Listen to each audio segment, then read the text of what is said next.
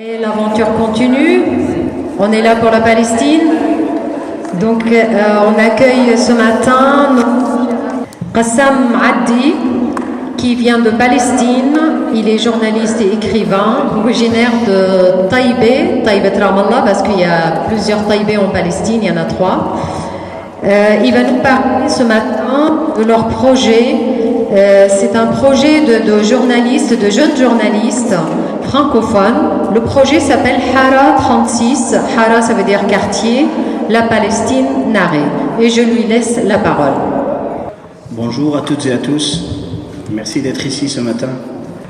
Il y a un an, alors qu'en Palestine, nous nous préparions pour recevoir le premier anniversaire du début du génocide de Gaza, les grands médias occidentaux continuaient de répéter en boucle le même chapelet obligatoire de ce qui s'était accordé pour nommer la guerre entre Israël et le Hamas.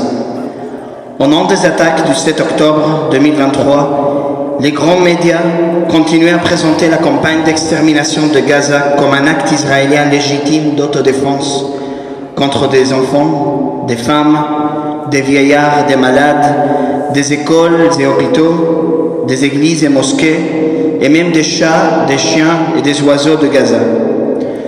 Le partage des conditions du génocide avec les animaux était devenu un aspect tout à fait nouveau pour les Palestiniens.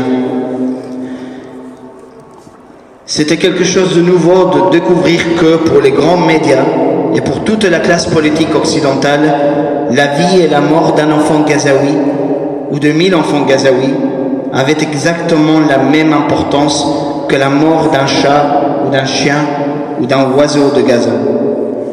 Cette insistance pour répéter un récit qui effaçait complètement 76 ans d'histoire de lutte palestinienne, rien que pour tout recommencer au 7 octobre, même face aux images d'horreur venant de Gaza, pour nous, Palestiniens et Palestiniennes, ne représentait et ne continue de représenter que l'écho du ministre de guerre israélien de l'époque, Yoav Gallant, qui a dit textuellement qu'Israël combattait à Gaza, je cite, contre des animaux humains.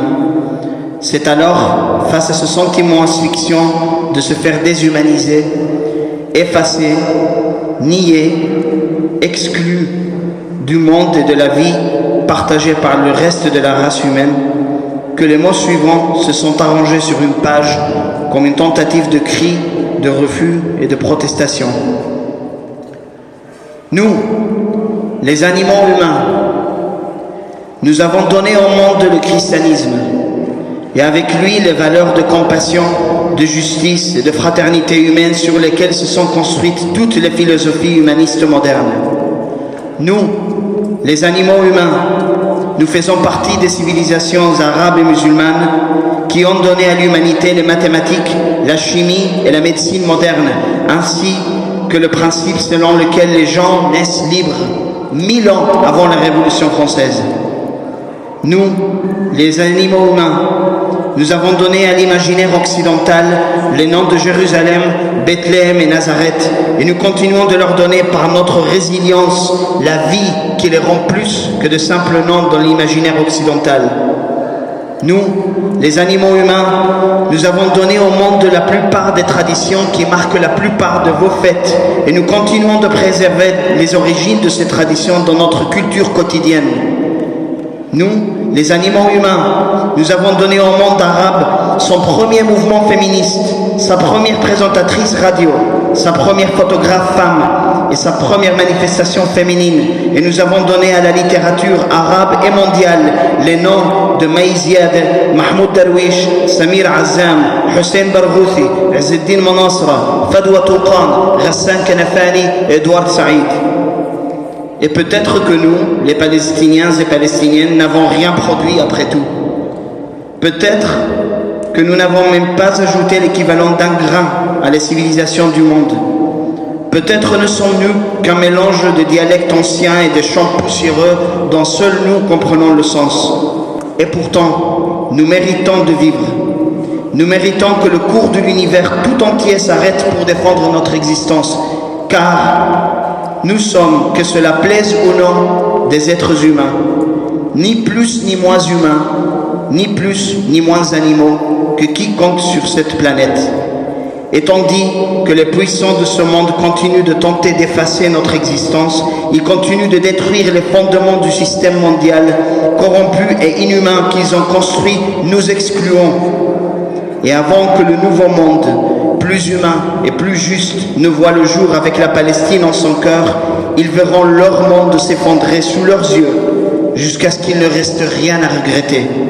Après tout, que vaut un monde sans la Palestine ? Un mois plus tard, en septembre 2024, un petit groupe d'amis nous sommes rencontrés. Nous avons en commun, en plus d'être des Palestiniens, c'est-à-dire des animaux humains qui assurent cette redondance si nécessaire sans souci, le fait que nous exprimons notre colère par l'écriture. Nous avons décidé que pour faire face à la déshumanisation de notre peuple, à ce côté symbolique de ce génocide, nous ne pouvons pas nous limiter à exprimer notre colère et notre refus. Il faut transmettre au monde notre humanité, c'est-à-dire il faut transmettre notre mémoire collective, avec ses blessures et ses joies. Il faut partager notre façon de voir le monde depuis notre petit coin, tel que l'ont vu nos ancêtres, tel que nous l'avons découvert et compris.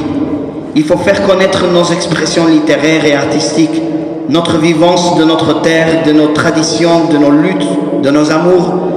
Bref, ce que nous cherchions à faire, c'est transmettre au monde cette chose que les académiciens et les spécialistes appellent dans le livre le récit. C'est le récit de la terre qui nous a donné notre identité et qui pourtant est renfermée dans l'oubli, effacée de l'histoire et remplacée par un mensonge colonial qui vise à nous effacer littéralement de la géographie. C'est ainsi qu'est venu au monde Hara 36, la Palestine narrée. Hara en arabe veut dire quartier, car toutes nos histoires viennent de la vie quotidienne des Palestiniens. La Hara, dans la culture palestinienne, c'est l'endroit où on rencontre la société, en restant toujours dans un espace intime, entre sa propre maison et la rue. C'est là où se développe la vie et la culture populaire. 36 fait référence à la révolte palestinienne de 1936, le moment où la culture et le récit populaire de la Palestine sont entrés avec force dans la sphère politique. C'est aussi l'année de naissance de Ghassan Kanafani, l'écrivain palestinien qui nous inspire particulièrement, et c'est son âge lors de sa mort, assassiné par la Mossad israélienne à Beyrouth. L'addition « La Palestine narrée » décrit notre mission. Pour nous, la Palestine n'est pas un bulletin de news, c'est l'histoire collective d'un peuple, faite de millions d'histoires individuelles qui continuent. Les grands médias disent couvrir la Palestine. Nous la narrons. Après un an, nous pouvons définir Hara 36, la Palestine narrée, dans son état actuel ainsi. C'est une publication journalistique, culturelle, palestinienne, jeune, francophone et indépendante.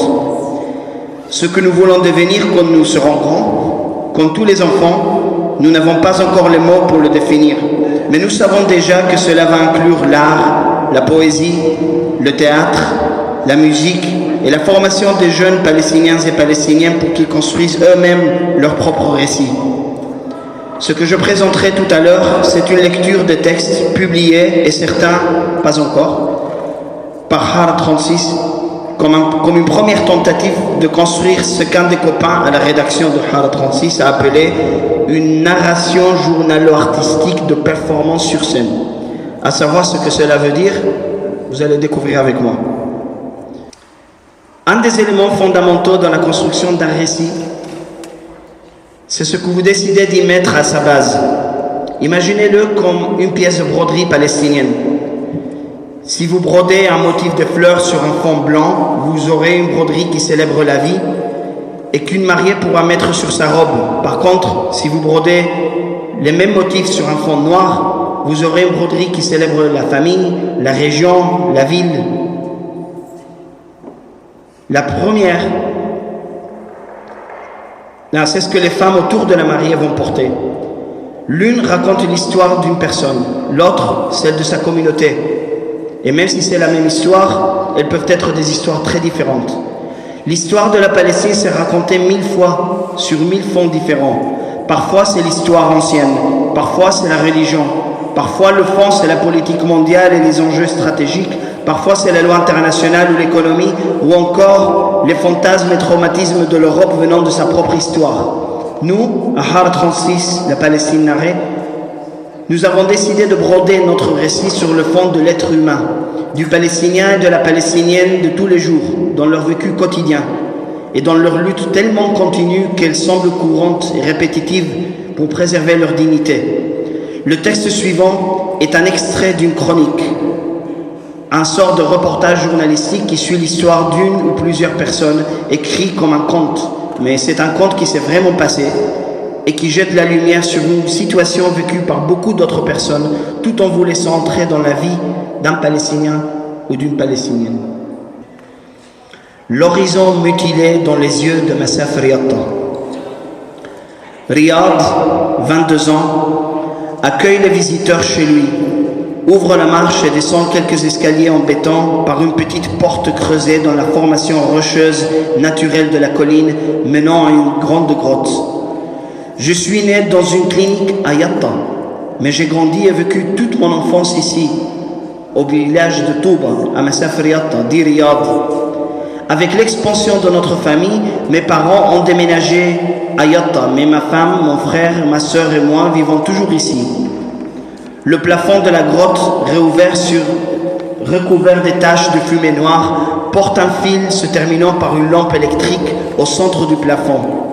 Une fosse carrée au milieu du sol au béton est utilisée par la famille pour cuisiner. Ma mère m'a donné naissance ici même, avant que nous ne réparions le sol pour qu'il devienne tel que vous le voyez maintenant, dit Dalal, la sœur de Riyad, de 4 ans son aînée, en désignant la fosse de cuisson. En raison de l'interdiction de l'occupation de construire de nouveaux bâtiments, les familles palestiniennes de la zone de Tir à Massaf Riatta ont commencé à réparer des grottes sur leurs terres, les transformant en pièces à vivre et en cuisine, comme extension des chambres déjà construites dans leurs maisons, qui sont régulièrement démolies par l'occupation. Nous avions une maison à 2 pièces en dehors de la grotte et nous avions des panneaux solaires pour générer l'électricité avant que l'occupation ne les démolisse, se souvient Riyad de la démolition de sa maison en mars 2019.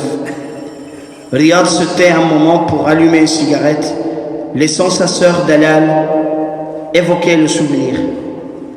L'armée d'occupation nous avait donné un avis de démolition d'1 semaine auparavant et nous ne savions pas quand il serait effectivement appliqué. Puis, un matin, nous avons vu les véhicules militaires se diriger vers nous de loin avec un bulldozer. Je dormais ici à l'intérieur de la grotte, continue Riyad. Mon frère dormait à l'autre côté de la grotte. Lorsqu'un soldat de l'occupation nous a réveillés en pointant son fusil vers nous, il a fouillé la pièce, puis il a arrêté mon frère et m'a ordonné de sortir. Les yeux de Riyad se fixent devant lui en désignant du doigt l'endroit où se tenait le soldat, dans un silence momentané, comme s'il revoyait la scène, tandis que Dalal poursuit le récit. Les soldats ont démonté les panneaux solaires et les ont chargés dans un camion. Puis le bulldozer a démoli la maison et le réservoir de l'eau sous nos yeux, raconte-t-elle. Ils ont libéré mon frère le même jour, mais ils nous ont ordonné de ne pas revenir. La suite de cette chronique, vous pouvez la lire sur le site, le blog. Je vous montrerai le lien à la fin. On ne peut pas connaître le récit d'un peuple sans connaître sa littérature. C'est pourquoi, à Har 36, la Palestine narrée, nous dédions une partie importante de notre publication à la traduction des textes fondateurs de la littérature palestinienne. Et certaines traductions que nous avons publiées sont inédites en français. Nous avons traduit des textes de Mahmoud Darwish, de Rachid Hussein, de Ghassan Kanafani, de Mouin Bsisso, de Samira Azam jusqu'à maintenant. Mais nous laissons aussi de la place pour notre propre expression littéraire, des textes que des jeunes écrivains produisent aussi.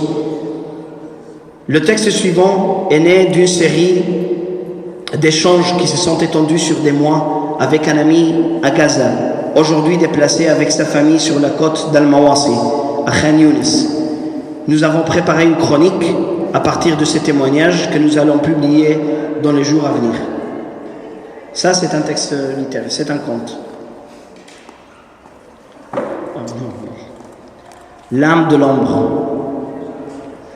À l'aube, les premiers rayons du soleil percent ce qu'il reste de l'horizon, tentant d'effacer l'obscurité des collines grises qui n'ont pas dormi. Dans un coin, un homme dont il ne reste que l'ombre cherche les fragments de lui-même dans les traînées de nuit qui se retirent lentement, chassées par la lumière rampante du soleil entre les angles gris, lentement, comme si elle ne voulait pas partir, comme si elle promettait de revenir. Il compte ses souffles à rebours vers le moment où la vie rencontrera la mort. Il vaut mieux que ce moment arrive avant le dernier souffle, pense-t-il. Un souvenir amer le surprend, réveillant une douleur dans sa poitrine. Il se souvient de Iman. Deux yeux pleins de vide sur l'écran brisé d'un téléphone, un sourire venu d'un autre temps, d'un monde qui n'existe plus. L'ombre compte un souffle de plus, glisse ses doigts sur le clavier, tente d'écrire, imitant le retrait des traînées de nuit entre les ruines de la maison. Iman, comment ne pas te laisser fuir avec mes souffles? Comment emprisonner ton sourire dans les plis de ma douleur jusqu'à ce que cette ombre se dissolve à jamais? Comment protéger ma certitude quand la nuit revient et les grondements des drones envahissent ces coins que tu reviendras? Dois-je continuer à me brûler avec le souvenir? Dois-je t'écrire chaque jour que mon temps s'est arrêté dès que je me suis réveillé saignant entre les nuages de fumée et mon sang pour entendre ces collines grises hurler sans te retrouver? Le soleil poursuit lentement son ascension sur un horizon défiguré et dans la ville à chercher ses traits parmi des tas de souvenirs. Un souffle de plus enlève à l'ombre encore une partie de son âme, alors que le moment attendu n'est pas encore venu. Au loin, l'ombre tente de ranger ses souvenirs comme chaque matin pour ne pas laisser sa vie s'échapper avec ses souffles. Là-bas, c'était l'école d'Iman. À côté, le vieux mur où il l'attendait chaque jour après-midi, en face de l'épicerie d'Abu Muhammad où il lui achetait une tablette de chocolat quand il en avait réuni le prix. Derrière cette colline grise, une rue menait à la mer, où ils se partageaient tous les deux leurs rêves. Et ici, à l'endroit de ce cratère, se trouvait la cour de la maison de sa famille où ses petits cousins jouaient les vendredis. Iman y aimait boire du thé avec sa mère en riant des remontrances de sa grand-mère. Et là, c'était le balcon de la maison d'Iman, où sa mère s'asseyait tous les jours pour bavarder avec les voisins. C'est là qu'il tente maintenant d'économiser ses souffles pour le moment attendu. Un souffle de plus, il lève un miroir devant lui et contemple ce qu'il reste de lui. Cette ombre, est-ce moi? Ou est-ce ce qu'a fait de moi la destruction d'une vie où l'on ne comptait pas nos souffles en attendant de les retrouver ou de les perdre à jamais? Avant, il regardait longuement le miroir quand il se préparait pour rencontrer Iman. Aujourd'hui, le miroir l'effraie. D'or, les collines grises sont désormais peuplées d'ombres fondues qui comptent leur souffle attendant le même moment. La ville n'a plus de forme, plus de traits, juste une grisaille déformée à perte de vue, comme l'ombre de son âme déchirée dans le miroir. Il compte un souffle de plus et pense: le monde qui nous a fait ça, aurait-il peur de voir sa propre âme dans un miroir? Puis il conclut: c'est peut-être pour ça qu'ils ont interdit de filmer Gaza depuis le ciel. Ses souffles s'épuisent, le soleil est au zénith, les collines des ruines brillent d'un gris violent comme si les âmes sonnantes de ceux qui reposent dessous tentaient de crier pour réveiller l'univers. Les cris venus des collines annoncent que le moment est arrivé. Les camions de farine sont entrés. Dors, quelqu'un demande: tu es prêt? Dedans, l'ombre glisse l'écran brisé dans la poche gauche de sa chemise, près du cœur. Il se lève, fait 2 pas, rassemble le souffle qui lui reste dans ses dernières calories et repent. Toujours. Puis il s'effondre et perd connaissance.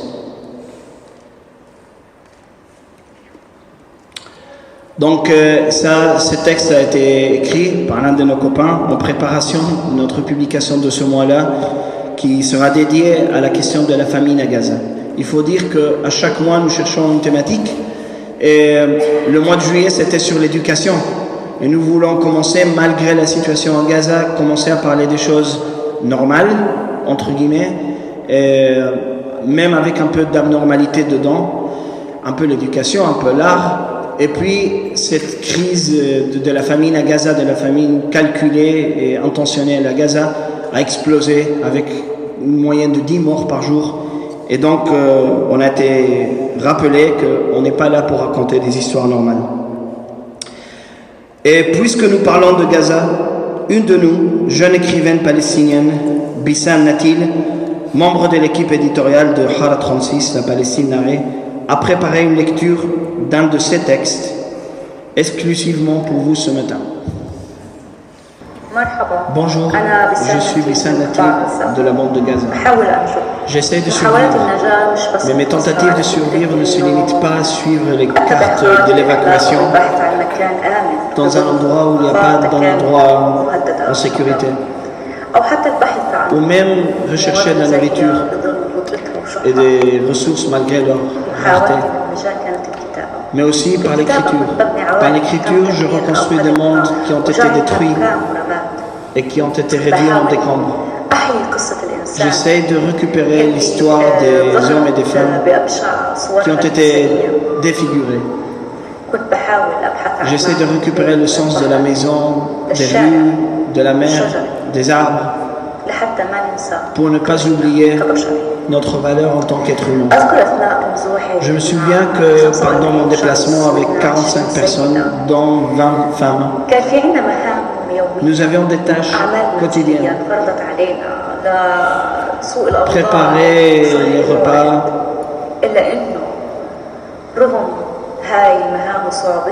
malgré toute la difficulté de ces tâches et les conditions, ces femmes essayaient toujours de maintenir leur féminité.